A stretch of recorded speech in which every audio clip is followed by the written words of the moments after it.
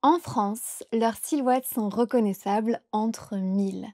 Un petit personnage au visage surmonté de deux ailes blanches, toujours accompagné de son acolyte, à la stature plus large et ronde. Et les deux compères ne se déplacent jamais sans leur adorable petit chien. Je parle bien sûr ici d'Astérix et Obélix, les inénarrables Gaulois nés sous le crayon d'Albert Uderzo et la plume de René Goscinny, leurs deux auteurs. Les 40 albums de cette bande dessinée se trouvent dans presque toutes les maisons françaises, tant les aventures des deux Gaulois ont bercé des générations d'enfants et de leurs parents aussi. Plus de 60 ans après la sortie du premier tome, les aventures des deux irréductibles Gaulois continuent d'inspirer les scénaristes. Et la dernière initiative en date est la série animée d'Alain Chabat, Astérix et Obélix, le combat des chefs, que vous pouvez retrouver sur Netflix. La preuve que les aventures d'Astérix et Obélix continuent de passionner le monde entier. Alors comment expliquer un tel succès? Salut, salut, salut, bienvenue dans un nouvel épisode de French Mornings, le podcast. Si tu apprends le français, tu es au bon endroit. Je suis Elisa et j'enseigne le français sur mes réseaux sociaux à travers des vidéos sur ma chaîne YouTube et ces épisodes de podcast que tu écoutes. Si tu veux progresser encore plus vite et de manière structurée, tu peux aussi choisir un de mes cours de niveau A2 à B2 sur mon site frenchmornings.com. Je suis aussi en train de travailler sur un cours de niveau C1. Si ça t'intéresse, tu peux t'inscrire sur la liste d'attente pour être sûr d'avoir une place au moment de l'ouverture des inscriptions. Et le lien se trouve dans la description. Avant de commencer cet épisode, je veux attirer ton attention sur le fait que le vocabulaire aujourd'hui va être un petit peu plus avancé que d'habitude. Tu sais peut-être que je ne travaille pas toute seule sur ces épisodes et avec mon équipe, on a décidé de monter d'un cran le niveau du vocabulaire. C'est pour ça que je te recommande de télécharger le PDF gratuit de cet épisode qui contient la transcription complète et aussi un glossaire avec le vocabulaire expliqué et même un quiz pour tester ta compréhension. Tu peux le télécharger gratuitement en cliquant sur le lien dans la description. Tu n'auras qu'à entrer ton adresse mail et tu recevras le PDF dans ta boîte mail. Aujourd'hui, j'ai envie de te parler d'une œuvre qui me tient particulièrement à cœur. Astérix et Obélix. Tu en as sûrement déjà entendu parler. Ces albums font partie de mes premiers souvenirs de lecture quand j'étais enfant et de dessin aussi, puisque je me souviens avoir passé des heures à décalquer les dessins de l'album Astérix Mission Cléopâtre. Pour l'anecdote, j'ai eu plus tard la chance énorme de travailler sur le film d'animation Astérix, le secret de la potion magique, qui est sorti en 2018, réalisé par Alexandre Astier et Louis Clichy. Si tu regardes le film jusqu'à la fin, tu pourras y voir mon nom au générique. Mais commençons par le commencement. Le premier album d'Astérix et Obélix voit le jour au début des années 1960. Et depuis, les chiffres associés à la bande dessinée, qu'on appelle aussi BD en français, bande dessinée, donnent le tournis. Plus de 385 millions d'exemplaires se sont écoulés dans le monde entier, ce qui en fait la bande dessinée, la BD, la plus vendue au monde. Une part importante de ce succès est due à la traduction en 111 langues et dialectes depuis sa création. Le 41e album Astérix en Lusitanie est prévu pour octobre 2025 et s'annonce déjà comme un succès international, alors même que les deux auteurs historiques des personnages sont décédés. Mais Astérix et Obélix ont rapidement dépassé les pages des bandes dessinées pour s'inviter sur le grand et le petit écran. Ce sont les expressions qu'on utilise en français pour parler de la télévision, le petit écran, et du cinéma, le grand écran. 10 longs métrages animés ont été produits, ainsi que 5 films. Un sixième serait d'ailleurs en préparation en ce moment, mais on n'a pas beaucoup d'informations pour l'instant. La comédie Astérix et Obélix Mission Cléopâtre, réalisée par Alain Chabat en 2002, a cumulé 14,5 millions d'entrées. En France, elle est considérée comme un film culte, c'est-à-dire un film que tout le monde a déjà vu et dont les répliques sont connues par tous. Personnellement, c'est vraiment l'un de mes films préférés. Je l'ai revu il y a quelques semaines et il n'a vraiment pas vieilli. À partir de 1989, les deux Gaulois les plus célèbres du monde sont carrément à la tête d'un parc d'attractions à leur effigie, le parc Astérix, qui est situé à une trentaine de kilomètres de Paris. La statue géante d'Astérix est déposée sur son rocher 40 ans après sa naissance. Son dessinateur, Albert Uderzo, est fou de joie, lui qui n'a jamais cessé de s'inspirer de Walt Disney. Depuis son ouverture, le parc ne désemplit pas et les noms des attractions rendent largement hommage à l'univers des deux Gaulois. Le Menhir Express, des montagnes russes sur l'eau, ou bien encore le Goût du Rix, qui multiplie les loopings, font partie des attractions les plus connues. Astérix, le petit guerrier malin, et Obélix, son ami fidèle et gourmand, forment un duo complémentaire. Leur amitié, leurs aventures et leur humour traversent les générations. L'histoire d'Astérix et Obélix, c'est celle de deux irréductibles Gaulois qui résistent encore et toujours à l'envahisseur, soit Jules César et son armée romaine. C'est le texte qu'on retrouve toujours en introduction sur la première page des albums. En dépit d'une armée établie et d'une conquête efficace de l'Europe, les Romains ne parviennent pas à venir à bout de ce village de Gaulois. Et pour cause, Astérix et Obélix disposent d'une arme infaillible, la fameuse potion magique préparée par le druide Panoramix, qui donne une force surhumaine et rend les villageois invincibles. Obélix est même tombé dedans quand il était petit.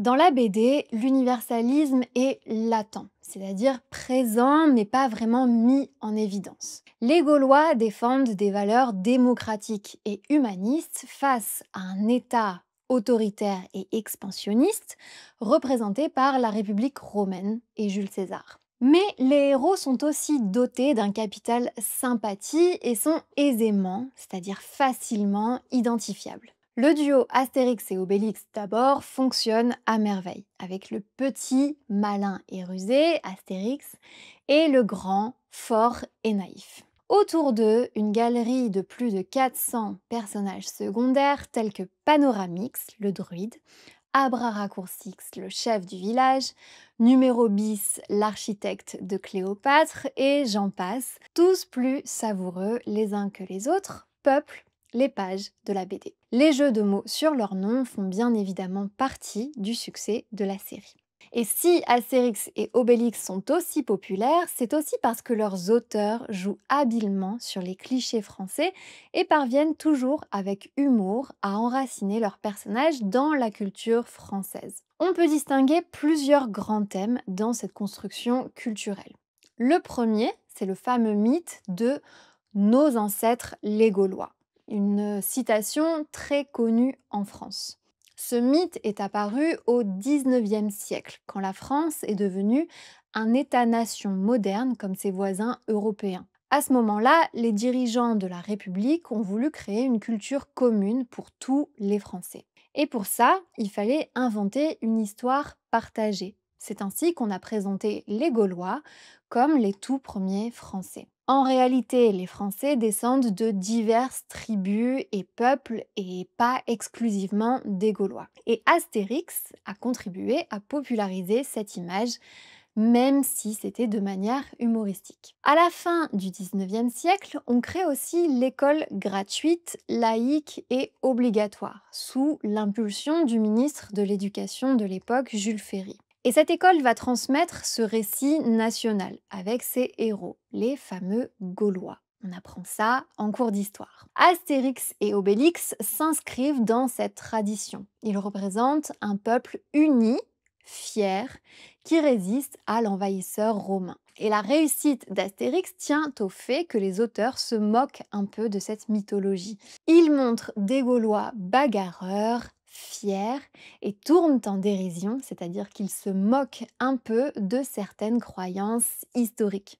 Par exemple, le casque avec les ailes d'Astérix, le casque ailé, est une pure invention. Le second thème est le village gaulois, qui incarne une France idéalisée, rurale, indépendante, pleine de caractère et qui refuse de se soumettre à l'envahisseur.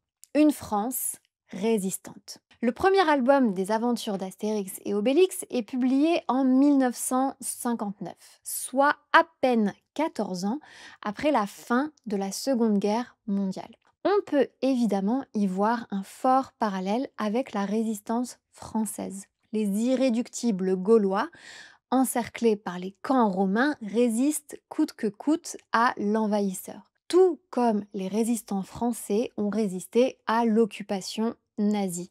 Ils défendent leur territoire, leur liberté, leur identité et leurs valeurs. C'est une lecture indirecte, bien sûr, mais elle a quand même marqué l'imaginaire collectif français, surtout dans les premières années de parution des bandes dessinées, peu de temps après la guerre. Chaque personnage de ce village illustre aussi une des facettes de la culture française. On a Obélix, le bon vivant, Astérix, le rusé, malin, Panoramix, le savant, l'érudit, l'intellectuel. Mais les auteurs Goscinny et Uderzo caricaturent aussi d'autres peuples comme les Romains, les Égyptiens, les Bretons. Et ce jeu de caricature met en lumière le relativisme culturel, c'est-à-dire l'idée que chaque culture a ses propres logiques, ses propres caractéristiques, et montre aussi que les récits historiques sont souvent construits, parfois exagérés ou simplifiés. Enfin, ce qui fait aussi le succès d'Astérix, ce sont ses références omniprésentes à la culture populaire. Les auteurs mélangent un humour accessible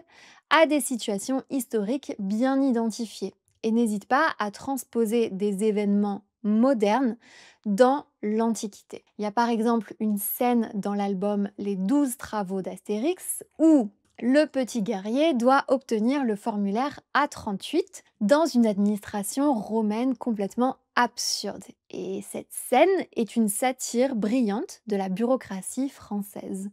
Les formulaires compliqués, les guichets qui renvoient d'un service à un autre et l'impression de devenir fou. D'ailleurs, j'ai un petit message pour la sécurité sociale française. Si vous passez par ici, j'attends toujours ma carte vitale que j'ai commandée il y a 2 mois. Ce qui va nous intéresser maintenant, c'est que les albums d'Astérix et Obélix constituent une solide ressource pour apprendre le français. Ce qui frappe à la lecture des aventures des Gaulois, c'est avant tout la richesse de la langue. Les dialogues contiennent une farandole, c'est-à-dire énormément de jeux de mots, de calembours, d'expressions idiomatiques. Il suffit juste de regarder le nom des personnages pour le comprendre. On a Assurance Tourix, le barde, qui vient de Assurance tout risque. Abra raccourcix, le chef, de l'expression abra raccourci. Ordre alphabétix, le poissonnier, qui vient de ordre alphabétique. Et idéfix, le chien d'Obélix, qui vient de l'expression avoir une idée fixe. Dans les tomes les plus récents, les noms des personnages s'inscrivent dans un contexte un peu plus contemporain et sont toujours des clins d'œil à notre époque. Ces jeux de mots permettent d'apprendre la langue française de manière assez ludique et de se familiariser avec des expressions quotidiennes. On a par exemple dans la nouvelle série Netflix d'Alain Chabat un général romain qui s'appelle Fast and Furious, en référence au film d'action du même nom. Tu l'auras donc compris, lire Astérix et Obélix, ce n'est pas juste suivre les aventures de deux Gaulois un peu rigolos, c'est aussi une vraie immersion dans la culture française du quotidien, qu'on appelle la culture populaire ou la culture vernaculaire. Astérix est un excellent moyen de t'habituer à l'humour français, un mélange d'ironie, d'absurde, de jeux de mots et parfois de critiques, de satire un peu déguisée. C'est un humour qui demande parfois un peu de subtilité, un peu d'effort pour être compris, mais une fois que tu le maîtrises, tu te sentiras vraiment très très à l'aise dans la langue et tu partageras même des références communes avec les francophones. Bien sûr, il ne faut pas oublier le style visuel. Le dessin d'Uderzo joue un rôle énorme. Grâce à des illustrations pleines de détails, tu vas mieux comprendre le contexte, les émotions, les situations. C'est ce qui rend la lecture agréable, mais aussi plus efficace quand tu apprends le français. Donc, apprendre avec Astérix, c'est quand même bien plus motivant que de passer des heures avec un petit livre de grammaire. J'espère que tout ça t'a donné envie de te plonger dans les aventures d'Astérix et de te précipiter dans une librairie pour acheter les albums. Si jamais tu ne te sens pas encore tout à fait prêt à lire les albums, tu peux toujours te rabattre sur la série animée Netflix Le combat des chefs. Dans cette histoire, les Romains imaginent un stratagème et décident de relancer la tradition du combat des chefs pour pouvoir s'emparer du village d'Astérix. Pour être certains de réussir leur coup, ils envisagent de capturer Panoramix, le druide, afin de priver les habitants de la célèbre potion magique. Sauf qu'Obélix fait une bourde, un petit accident. En essayant de protéger Panoramix et d'empêcher son enlèvement, il lance un menhir qui atterrit sur le druide. Et celui-ci se réveille en ayant perdu la mémoire et donc la recette de la potion magique. Cet album est particulièrement intéressant parce qu'il dresse un parallèle, comme je te l'ai évoqué précédemment, avec une période assez sombre de la France, celle de la collaboration pendant la Seconde Guerre mondiale. Ici, on a le village qui résiste à l'envahisseur, le village d'Astérix, qui représente la résistance face au régime de Vichy et au nazisme, tandis que l'autre chef, le chef gallo-romain de l'autre village, A plus B égale X, qui veut s'assimiler à la culture romaine, est l'exemple même du collaborateur complice de l'ennemi. Dans la série, Alain Chabat a aussi ajouté des personnages féminins qui n'étaient pas à l'origine dans l'album et qui font avancer l'intrigue et renforcent la place des femmes dans la série. Et l'humour d'Alain Chabat est d'ailleurs tout à fait en phase avec celui de Goscinny, le père historique d'Astérix. Et le résultat m'a vraiment beaucoup plu. J'espère que tu apprécieras aussi. Si tu n'avais jamais entendu parler d'Astérix et Obélix avant d'écouter ce podcast, j'espère que ça t'a donné envie de découvrir leurs aventures. N'hésite pas à varier les formats, à lire aussi bien les albums que de regarder la nouvelle série Netflix ou encore la comédie culte Mission Cléopâtre. Je t'assure que tu ne le regretteras pas. Et évidemment, n'oublie pas de télécharger la transcription de l'épisode avec le glossaire du vocabulaire avancé. Et je te dis à très bientôt dans un prochain épisode.